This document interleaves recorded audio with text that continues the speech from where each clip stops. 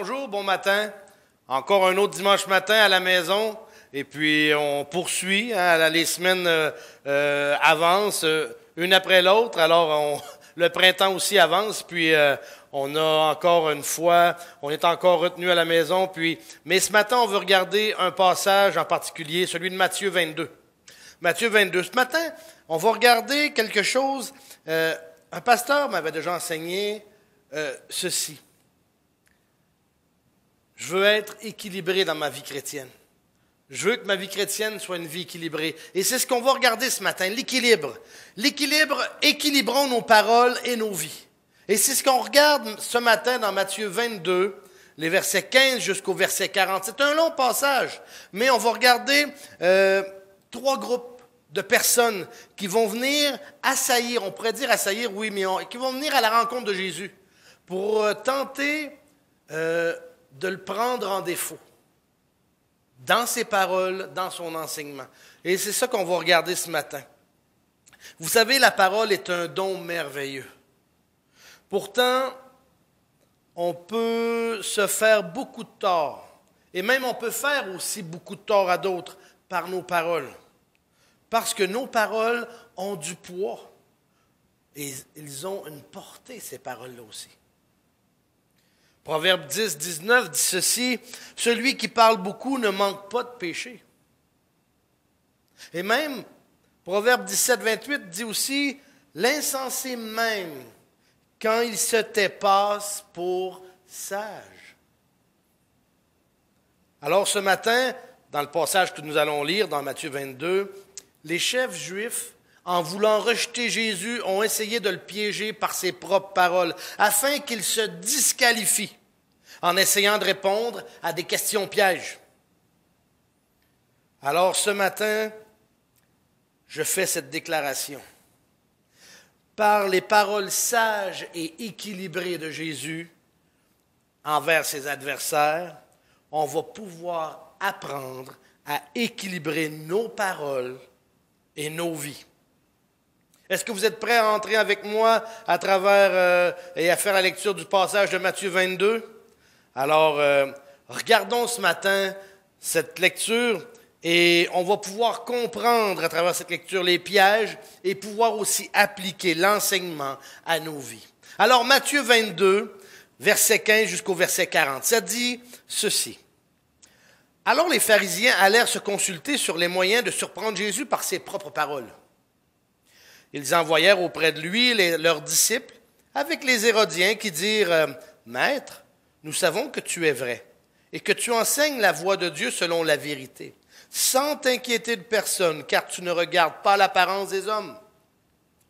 Dis-nous donc ce qu'il t'en semble. Est-il permis ou non de payer le tribut à César? » Jésus, connaissant leur méchanceté, répondit « Pourquoi me tentez-vous, hypocrite? Montrez-moi la monnaie avec laquelle on paie le tribut. » Ils lui présentèrent un denier. Il leur demanda « De qui porte-t-il l'effigie et l'inscription? » « De César, lui répondirent-ils.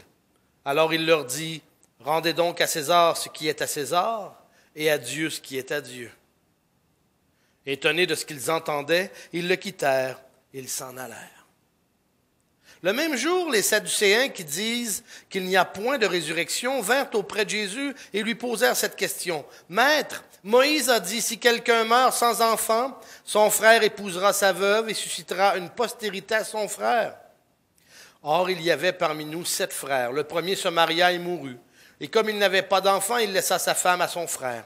Il en fit de même du deuxième, puis du troisième, jusqu'au 7e. Après eux tous, la femme mourut aussi. À la résurrection, duquel des 7 sera-t-elle donc la femme? Car tous l'ont eu. Jésus leur répondit, « Vous êtes dans l'erreur parce que vous ne comprenez ni les Écritures ni la puissance de Dieu. Car à la résurrection, les hommes ne prendront point de femme, ni les femmes de mari, mais ils seront comme les anges de Dieu dans le ciel. Pour ce qui est de la résurrection des morts, n'avez-vous pas lu ce que Dieu vous a dit? Je suis le Dieu d'Abraham, le Dieu d'Isaac et le Dieu de Jacob.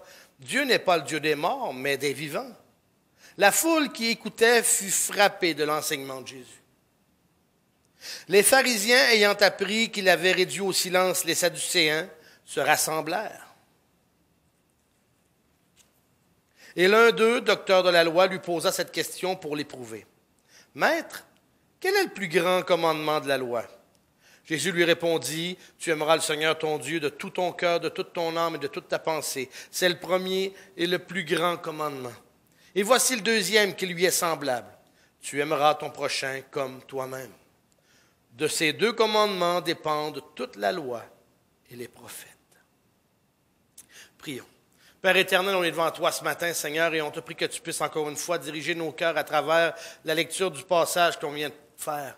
Seigneur, on a été enseigné sur les réponses que Jésus a données aux différents groupes. Et à travers ces réponses-là, Seigneur, on voit un équilibre impensable, ahurissant.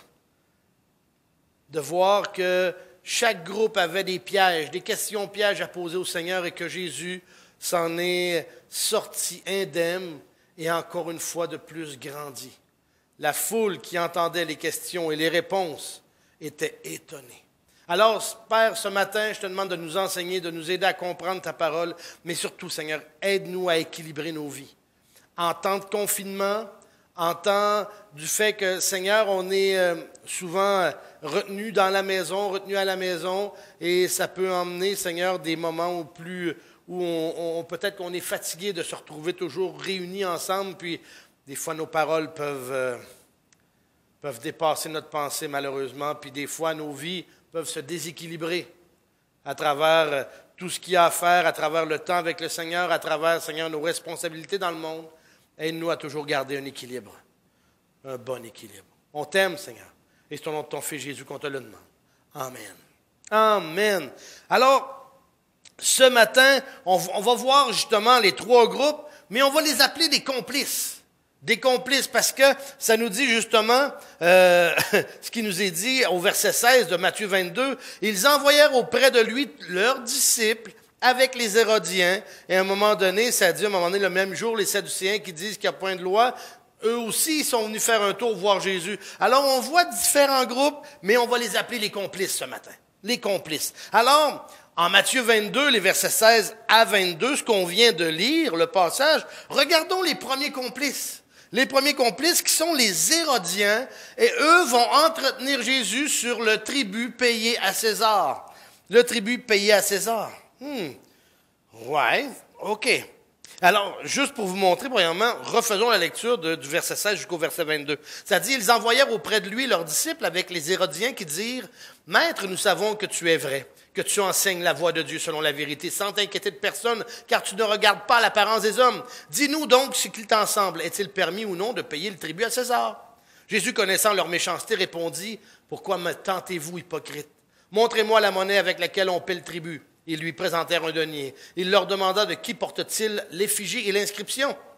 De César, lui répondirent-ils. Alors il leur dit, rendez donc à César ce qui est à César et à Dieu ce qui est à Dieu. Étonnés de ce qu'ils entendaient, ils le quittèrent et s'en allèrent. Amen. Alors, on voit ici que les pharisiens ont tenté de pouvoir piéger Jésus en envoyant un premier groupe qu'on appelle les Hérodiens. Et même, mieux que ça, si on regarde un peu les deux derniers versets du chapitre suivant, du chapitre 21, versets 45-46, ça dit ceci concernant les pharisiens, ça dit, « Après avoir entendu ces paraboles, les principaux sacrificateurs et les pharisiens comprirent que c'était d'eux que Jésus parlait. Et ils cherchaient à se saisir de lui, mais ils craignaient la foule parce qu'elle le tenait pour un prophète. » Donc, ils ont tout tenté, les pharisiens, jusqu'à s'allier à leurs ennemis au niveau du Sanhédrin, au niveau des hommes d'autorité dans le peuple.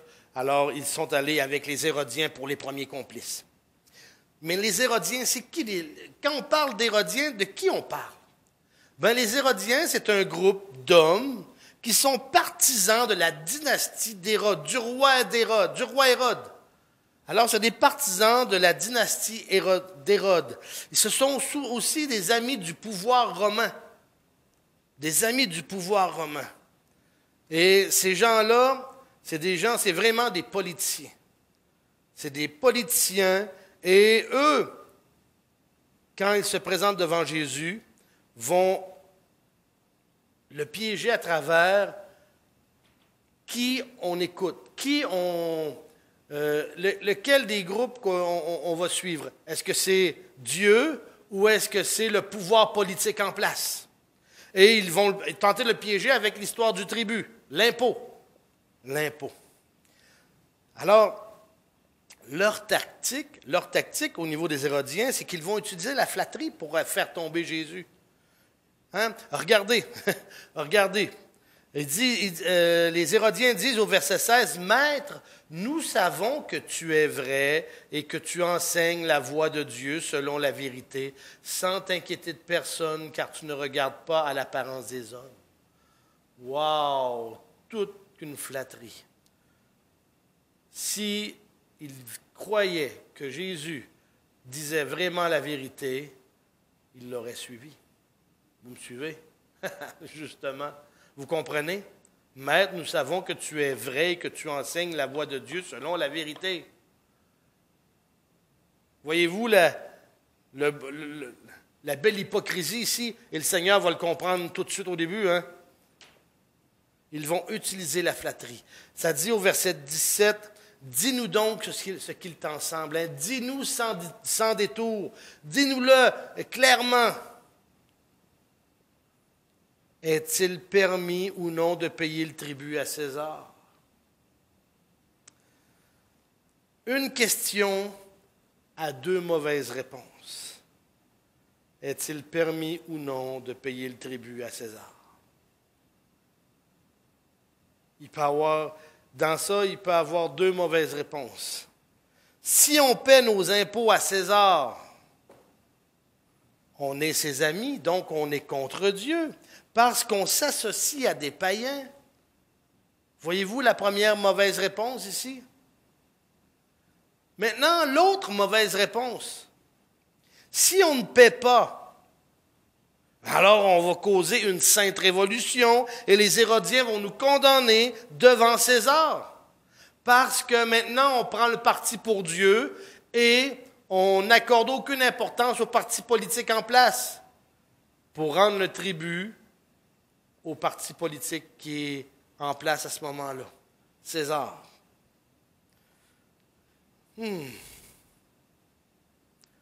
Mentir ou dire des mensonges? C'est beaucoup mieux de dire la vérité, amen. C'est beaucoup mieux de dire la vérité. Qu'est-ce que Jésus a répondu? Et c'est là que ça va nous conduire ici. Quelle est la réponse de Jésus? Regardez au verset 18. Le verset 18 va comme suit. Jésus, connaissant leur méchanceté, répondit, « Pourquoi me tentez-vous, hypocrite? » Parce que justement, au verset 16, ils l'appellent maître. Ils lui disent, « Maître, nous savons que tu es vrai, que tu enseignes la voie de Dieu selon la vérité. » Alors, ils ont beau lui envoyer des flatteries, mais ils ne le croient pas. Ils ne reçoivent pas l'enseignement que Jésus donne. Alors Jésus les appelle des hypocrites, des gens qui font semblant, des gens qui, justement, ont beau avoir les plus belles paroles dans leur bouche, mais finalement leurs actes, leurs agissements viennent et démontrent qu'ils sont tout le contraire. Alors, prenons maintenant la réponse de Jésus ici. La réponse de Jésus, c'est que premièrement, il reconnaît l'hypocrisie et le but derrière la question. Tenter de piéger Jésus. En possédant la monnaie avec l'image de César et l'écriture de César aussi sur la monnaie. Ils sont en train, les Sadducéens reconnaissent l'autorité du gouvernement romain. Vous savez, si on extrapole un peu sur ce passage-là ici. Vous savez que nous aussi, on place notre image et notre signature sur ce qui nous appartient.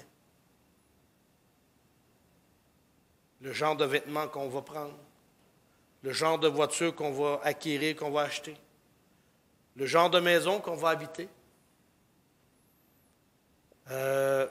même le genre de comportement qu'on va adopter. On met notre signature et notre image sur ce qui nous appartient. Alors, réfléchissez un peu un moment. Dites-vous que qu'est-ce qui vous appartient? Est-ce que c'est des choses qui font en sorte qu'il met des choses en avant de Dieu? Est-ce que le fait d'avoir la voiture de l'année à tous les ans est une priorité pour vous ou Dieu devrait prendre la priorité et la première place? Est-ce que le fait d'être habillé à la dernière mode, plutôt que de prendre un temps avec Dieu, est-ce que la dernière mode est importante pour vous? Est-ce que, comprenez-vous ce que je veux dire par là? Comprenez-vous? Prenons un qui demeure pour le divertissement, le loisir. Alors, qu'est-ce qu'on écoute? Quel loisir on pratique? Plutôt, à quel loisir est-ce qu'on donne de l'importance? Est-ce que le match de hockey ou de baseball ou de basketball ou quoi que ce soit d'autre prend la première place avant Dieu? Est-ce que la sorte de sortie ou le moment de la sortie prend la priorité devant Dieu? N'oubliez pas une chose, qu'on porte aussi l'image de Dieu. On porte aussi l'image de Dieu en nous. Dieu est notre autorité. Par conséquent, nous avons aussi une dette envers Dieu. Une dette qu'on ne doit pas négliger.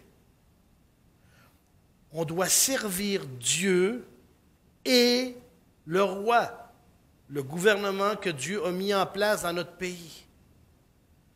Pas l'un ou l'autre. Les deux. Parce qu'on sait que dans Romains 13, tous les gouvernements qui sont en place, Dieu a permis qu'ils soient là. Alors on se doit justement de les respecter, de les écouter dans les consignes qui ont été mises, dans les consignes qu'ils ont placées au niveau du pays. On doit trouver un équilibre. Voyez-vous, le premier équilibre, c'est cela. On doit servir Dieu et le roi, le gouvernement en place. Alors, quand il s'agit de payer nos impôts, quand il s'agit d'écouter certaines restrictions, comme on vit actuellement au niveau du confinement, concernant les consignes, les mesures qui sont prises, c'est des choses avec lesquelles on doit absolument faire attention et mettre en application dans nos vies. La seule fois où on n'écoutera pas le gouvernement, c'est lorsqu'il y aura une interdiction de lire la parole de Dieu, ou de l'enseigner, ou de l'étudier, ou de la proclamer. Là, à ce moment-là, on pourra et on se donnera le droit de défier l'autorité humaine plutôt. Sinon, on se doit d'écouter les consignes qui ont été mises en place. Regardons maintenant le deuxième groupe de complices. Matthieu 22, les versets 23 jusqu'au verset 33. Alors, ça dit ceci. Le même jour, les Sadducéens, qui disent qu'il n'y a point de résurrection, vinrent auprès de Jésus, lui posèrent cette question. « Maître, Moïse a dit, si quelqu'un meurt sans enfant, son frère épousera sa veuve et suscitera une postérité à son frère. Or, il y avait parmi nous 7 frères.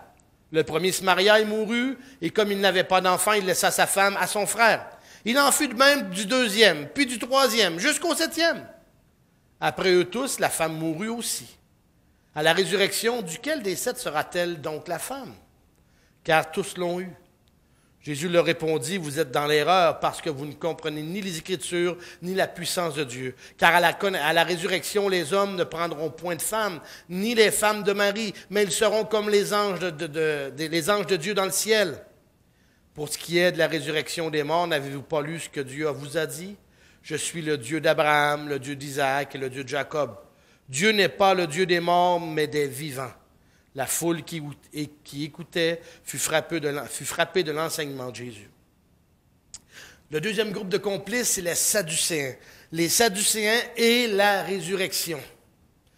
La première chose qu'on voit ici dans ce deuxième groupe de complices-là, c'est l'incrédulité des Sadducéens. L'incrédulité.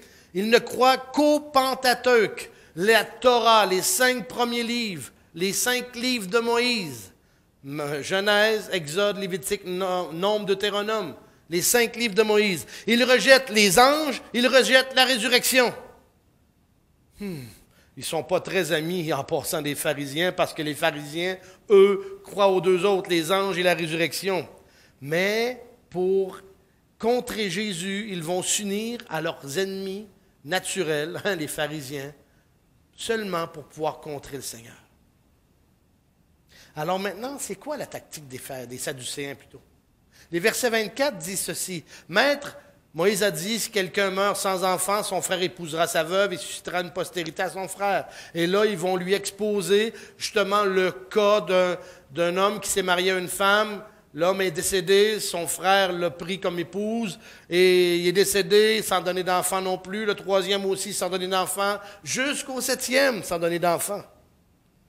Alors, ils vont chercher, justement, ces fameux Sadducéens plutôt, ils cherchent à rendre Jésus ridicule avec ses enseignements sur la résurrection. Ils vont tenter de le ridiculiser. On va voir ça aussi à un moment donné dans Matthieu chapitre 12. Et dans Matthieu 17, ils vont en parler aussi par rapport à ces choses-là. Alors, ils vont ridiculiser Jésus avec ses enseignements sur la résurrection en proposant une question compliquée et peu réaliste. Peu réaliste, hein? 7 hommes qui vont épouser la même femme et aucun des hommes vont pouvoir donner une postérité à celui qui l'a précédé. Si on prend le temps de s'arrêter, je pense qu'on se poserait la question par rapport à l'épouse, sans faire de jeu de mots. Hein? Comment ça, les hommes sont tous morts et pas elle? Alors, on aurait peut-être un bon cas d'enquête ici pour des émissions de criminels, des émissions sur les crimes et ainsi de suite à la télévision. Mais non, vraiment, c'est une question piège. Et regardons comment Jésus va répondre à ça. Jésus va répondre au verset 29. Jésus lui répondit, « Vous êtes dans l'erreur parce que vous ne comprenez ni les Écritures ni la puissance de Dieu. Car à la résurrection, les hommes ne prendront point de femme, ni les femmes de Marie, mais ils seront comme les anges de Dieu dans le ciel. Pour ce qui est de la résurrection des morts, n'avez-vous pas lu ce que Dieu vous a dit? Je suis le Dieu d'Abraham, le Dieu d'Isaac et le Dieu de Jacob. Dieu n'est pas le Dieu des morts, mais des vivants. Des vivants.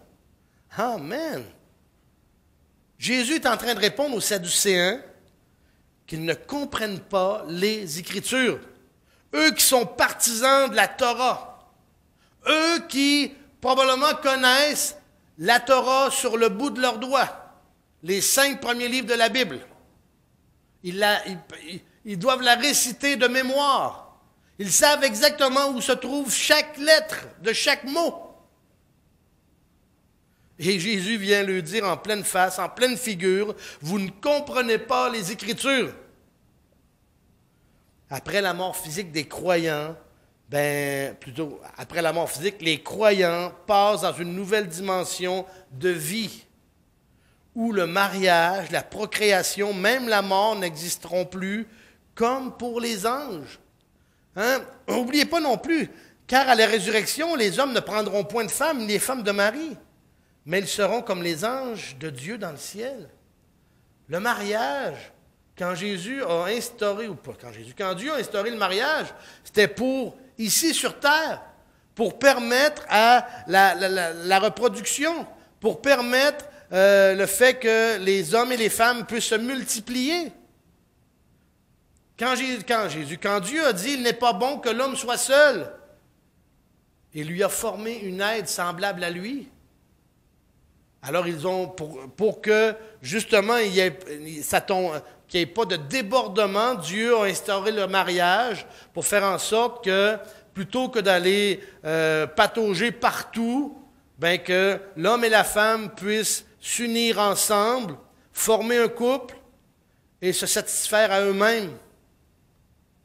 Alors, quand il parle ici, quand Jésus dit, à la résurrection, les hommes ne prendront point de femmes ni les femmes de Marie, mais ils seront comme les anges de Dieu dans le ciel.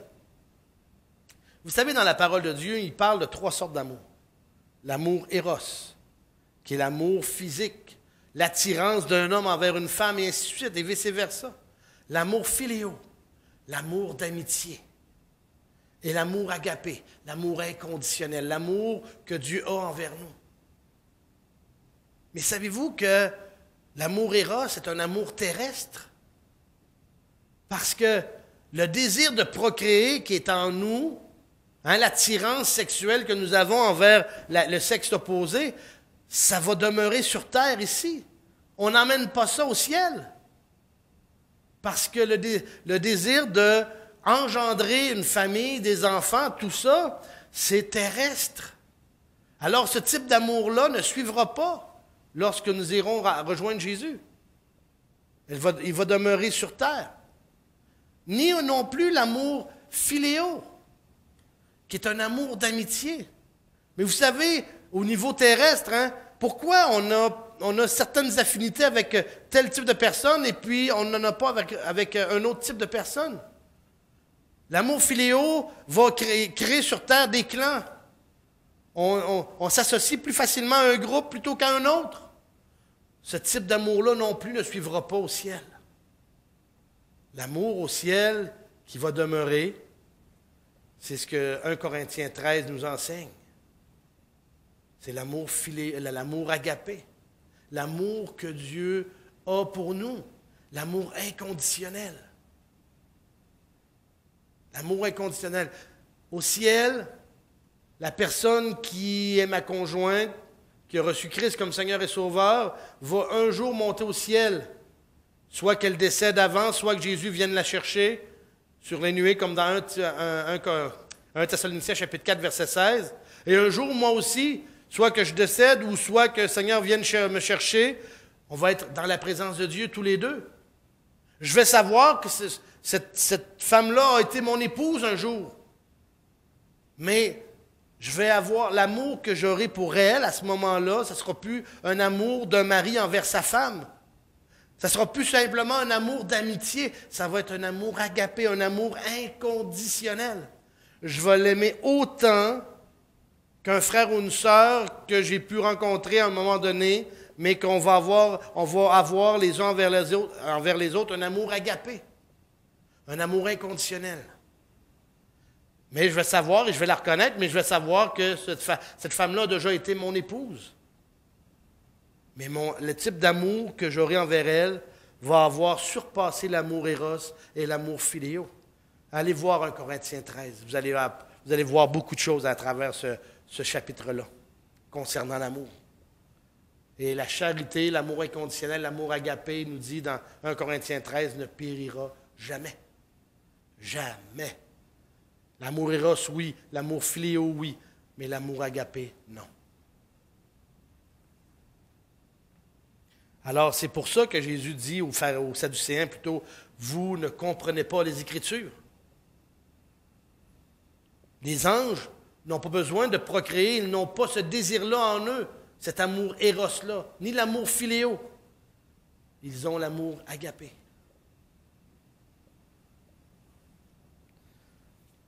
Même que Jésus va rajouter, vous ne comprenez pas la puissance de Dieu.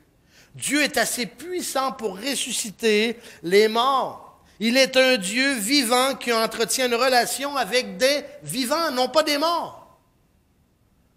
Abraham, Isaac, Jacob, ils sont vivants dans la présence de Dieu. Leur corps physique est mort pour quelque temps.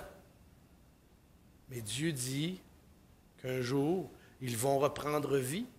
Ça fait partie de leur promesse. Qui un jour, ces promesses-là aussi, ces promesses spirituelles-là, ont été aussi données à l'Église. Nous allons ressusciter un jour. Même si notre corps physique décède, un jour, les morts en Christ s'élèveront premièrement et nous qui serons restés, nous serons enlevés dans les airs et nous serons toujours avec notre Sauveur et notre Seigneur. Amen. Amen. Alors, les Sadducéens qui étaient des incrédules, qui vivaient pour l'instant présent, mais qui n'avaient aucune croyance, et qui étaient incrédules concernant le futur, la résurrection, les anges, et ainsi de suite. Bien, comme chrétiens, nous maintenant, quel est l'équilibre qu'on peut voir à l'intérieur de ça? Il faut vivre aujourd'hui avec la perspective de demain. Il faut vivre aujourd'hui, chaque jour, chaque moment, sachant très bien qu'un jour, on va être dans la présence de Dieu, qu'on va voir notre Sauveur face à face. Vous comprenez le cantique, hein? Voir mon Sauveur face à face, voir Jésus dans sa beauté. L'équilibre, il faut vivre aujourd'hui avec la perspective de demain. Les Sadducéens ne vivaient que pour le temps présent et ils niaient le futur. Oh oui. Maintenant, on a vu les premiers groupes de complices, les Hérodiens, qui se sont fait complètement virer, retourner. Hein? On a vu le deuxième groupe de complices, les Sadducéens, qui, eux, à leur tour aussi, ont dû rebrousser chemin. Alors, on voit maintenant le troisième groupe de complices, les pharisiens. Les pharisiens qui vont se présenter. Les versets 34 jusqu'au verset 40. Ça dit ceci.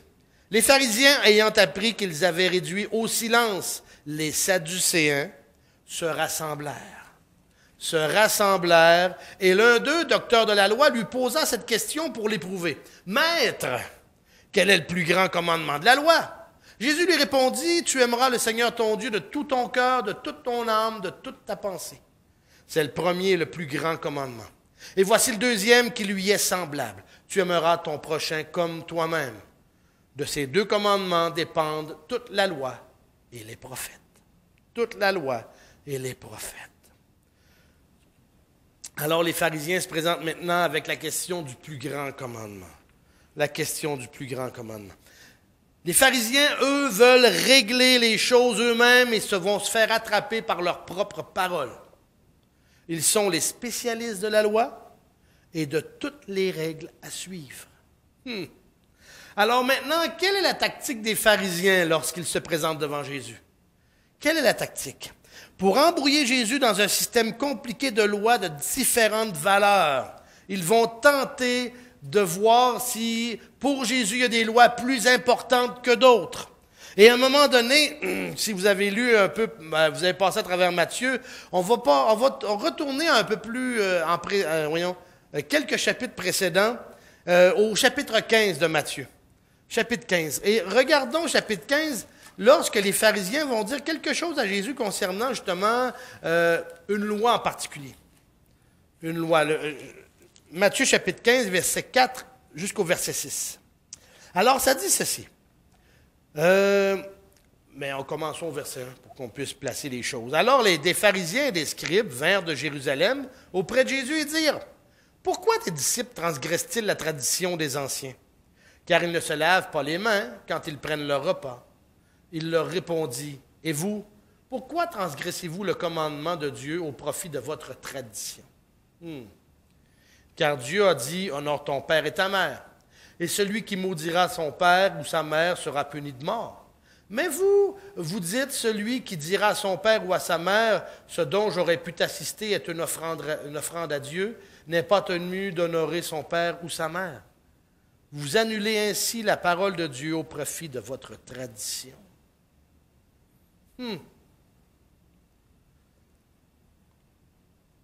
La loi Corban que les pharisiens avaient instaurée, qui disait que si l'on donne au temple, on peut refuser d'aider, d'honorer, autrement dit, nos parents avec cet argent. Le temple est plus important que les parents. C'était ce que les pharisiens avaient construit à travers le temps, les siècles, d'établir des lois, et ainsi de suite. Et Jésus, il appelle ça la tradition. On pourra en parler longuement, mais on va un peu on va s'étendre un peu trop, et puis, mais on va rester sur notre point ce matin concernant la question que les pharisiens posent à Jésus sur quel est le plus grand commandement. La réponse de Jésus concernant ça, c'est celle-ci. Toute la loi et les prophètes sont en équilibre autour de deux pôles. L'amour de Dieu et l'amour pour le prochain. Si vous avez l'occasion de passer à travers la loi dans Exode, Lévitique, Nombre, Deutéronome, vous allez voir des passages assez spéciaux où il est dit que si le bœuf de ton ennemi s'est enfui et que tu le retrouves, tu vas aller lui reporter. Tu vas aller lui rapporter. Avez-vous compris que, et puis il y a de nombreux passages comme ça dans différents domaines, différents points, mais aimer ton prochain comme toi-même. Pour l'époque, et même encore aujourd'hui, un animal comme un bœuf vaut son pesant d'or. Alors, si vous perdez cet animal-là pour votre troupeau, c'est vraiment un drame. Alors, même quand votre ennemi retrouve votre bœuf et vous le rapporte, c'est ça, aimer son prochain comme soi-même. Parce qu'on désirerait que l'autre le fasse pour nous si ça nous arrivait. Alors, ces deux pôles-là, la loi, les prophètes, tournent autour de deux pôles. L'amour de Dieu et l'amour du prochain. Notre amour, en passant, notre amour pour Dieu va se manifester par notre amour pour les autres. Hein, celui qui aime Dieu et qui n'aime pas son frère est un menteur. C'est ce que Jean disait. On n'aime pas Dieu au détriment des autres. Comme les pharisiens le faisaient en méprisant les hommes au nom de la pureté pour Dieu. Les pharisiens voulaient tellement démontrer qu'ils étaient purs face à Dieu que, justement, Jésus leur rapporte ces choses-là, leur met en pleine figure. Les pharisiens ne démontraient aucun amour envers leur prochain par rapport au fait qu'ils voulaient toujours être vus et ils voulaient être honorés des hommes. Et bien souvent, en se mettant comme cela sur un piédestal, qu'est-ce qui se produisait?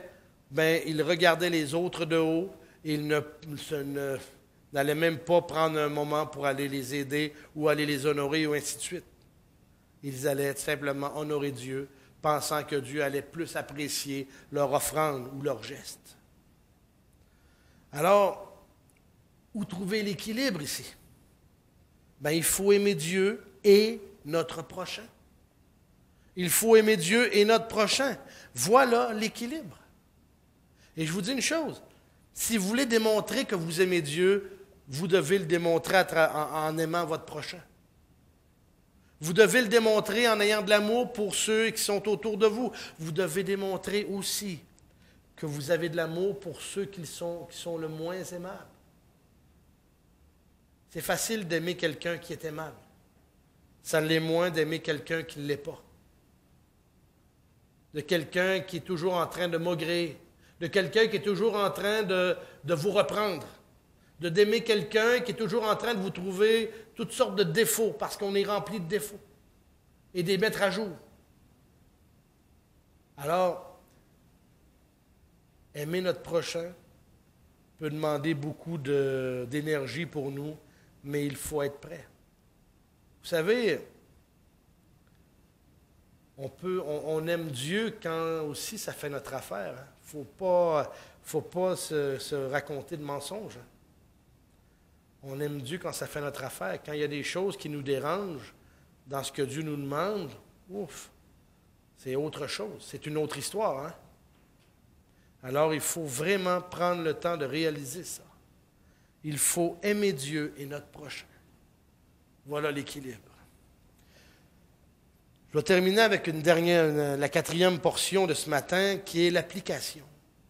On a vu 3 complices, ou 3 groupes de complices plutôt. Maintenant, comment est-ce qu'on applique ces choses-là dans nos vies? Il faut prier que nos paroles soient équilibrées. Il faut vraiment prier. Dans Éphésiens 4, 29, ça dit ceci, « Qu'il ne sorte de votre bouche aucune parole mauvaise, mais s'il y a lieu, quelques bonnes paroles qui servent à l'édification et communiquent une grâce à ceux qui l'entendent. » Est-ce qu'on a déjà tenté de pratiquer ça dans nos vies? Ou est-ce qu'au moment où on a une critique, on répond par une autre critique?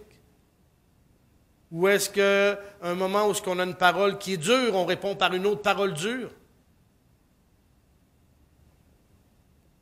Qu'il ne sorte de votre bouche aucune parole mauvaise, mais s'il y a lieu, quelques bonnes paroles qui servent à l'édification et communiquent une grâce à ceux qui l'entendent. Alors, deuxième chose. Premièrement, on doit prier. Deuxième chose, on doit rechercher l'équilibre dans les domaines pratiques de nos vies, dans le quotidien de notre vie, par rapport à nos finances. Honorer Dieu avec nos finances, pas seulement le gouvernement. Le gouvernement, lui, à travers de ces choses-là, s'assure que tu l'honores en retirant de ta paye les impôts, en t'exigeant des taxes, avant même que tu aies consommé le produit que tu as acheté. Mais Dieu, lui, Dieu ne nous enlève rien à l'avance. Dieu ne nous enlève rien à l'avance. Il nous laisse la responsabilité de l'honorer des prémices de nos revenus, sans nous forcer afin qu'on puisse le donner de bon cœur. On porte son nom et son image. Alors on doit à Dieu nos vies. Rendons-lui l'honneur qui lui est dû. Autre chose, on vient de parler des finances. Parlons du temps maintenant. Vivons aujourd'hui à la lumière de demain. Ceux qui rejettent la résurrection pensent comme ça. Mangeons et buvons, car demain nous mourrons. On a été créés pour être en relation éternelle avec Dieu.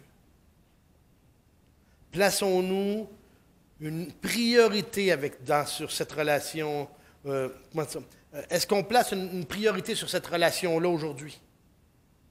Est-ce que vraiment le temps qu'on prend avec le Seigneur est prioritaire dans nos vies, où toutes sortes de responsabilités viennent prendre la place? Est-ce qu'on s'assoit le matin ou le soir, ou peu importe le moment de la journée, et on va dans la présence de Dieu pour exposer cette journée-là, pour exposer tout besoin, tout fardeau, pour prendre un temps avec notre Père céleste? Aussi, dans les relations interpersonnelles, le vrai amour de Dieu se manifeste dans nos relations envers Dieu et le prochain. Les pharisiens voulaient seulement suivre les commandements qui faisaient leur affaire en rejetant les autres. Il n'y a pas de petits ou de grands commandements, pas de petits ou de grands péchés. Vous savez, qu'on commette un meurtre ou qu'on raconte un mensonge, c'est un péché. Les conséquences peuvent être plus graves pour un comme pour l'autre. C'est encore drôle, hein? Souvent, un mensonge peut faire en sorte d'emmener bien des meurtres. Il y avait, à un moment donné, 2 journalistes qui avaient fait une fausse une ou avec un faux scoop. On parle il y a plusieurs années de ça. Savez-vous qu'est-ce que ça a fait, ce mensonge-là qu'ils avaient mis dans un journal? Ils avaient raconté un mensonge par rapport à un pays en question. On parle du début du 20e siècle, là, ici. Là. Mais ce mensonge-là s'est transporté de journaux en journaux et le pays en question a reçu cette nouvelle-là, cette fausse nouvelle-là. Et ça l'a entamé une guerre. Une guerre qui a fait en sorte que les frères et sœurs en Jésus-Christ en ont payé de leur vie. Eux qui étaient là depuis des années pour enseigner la parole de Dieu, pour propager la parole de Dieu, mais un mensonge de 2 journalistes a conduit au massacre de centaines et de centaines de frères et de sœurs en Jésus-Christ. Alors, des fois, on pense qu'un mensonge est banal, mais ça peut aller loin. Ça peut être aussi grave qu'un meurtre. Il n'y a pas de petit ou de grand péché. On doit suivre tous les principes des Écritures, pas seulement ceux qui vont nous plaire. Il y en a qui sont dérangeants, qui sont plus durs à appliquer. Demandons au Seigneur de nous aider. Demandons au Seigneur de nous aider. Alors, comme Jésus, équilibrons nos paroles, équilibrons nos finances, notre temps, nos relations personnelles pour notre bien, car celui qui aime Dieu et son prochain s'aime soi-même pour l'avancement de son œuvre et pour sa gloire. La gloire de Dieu, l'œuvre de Dieu. Alors, voyez-vous ce matin ce qu'on vient de voir? On vient de regarder justement, et on vient de regarder d'avoir de l'équilibre dans nos vies personnelles, dans notre vie active, dans nos relations interpersonnelles, dans toute notre vie, dans le quotidien. Soyons des chrétiens équilibrés. Amen. Prions. Père éternel, on est devant toi ce matin. Seigneur grand Dieu, enseigne-nous encore une fois et je te prie que tu puisses nous donner la force de développer cet équilibre-là, chaque jour, à chaque instant, à chaque moment. On t'aime, Seigneur, et c'est au nom de ton Fils Jésus qu'on te le demande. Amen. Encore une fois, bon matin, bonne journée, que Dieu vous bénisse.